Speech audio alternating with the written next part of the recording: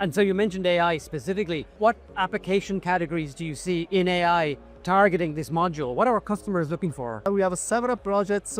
One project requires advanced HMI with AI running at the edge, including voice recognition, text-to-speech, the image analysis, and computer vision with real-time responses, even without the Ethernet connection. Another example is an AI agent application in order to support the machine setup, the operator guidance, and the quality inspection, as well as troubleshooting. Yeah, that's great to hear. When we designed Core Ultra,